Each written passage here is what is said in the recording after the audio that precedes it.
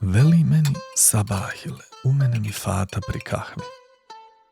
Jel te Uzeire da Hanume od inženjera zovu inženjerovce? More biti da zovu, ko će ga znat? Bome zovu, a Hanume od doktora zovu doktorovice. Zovu? Kako će mene sad zvat kad si mi ti postao pisac? Koji dosad? Uzeirovce? More biti te počnu zvati Piščevica, ko će ga znat? Neću da me zovu Piščevca. More neko pomisli da sam za nakvim pišćom.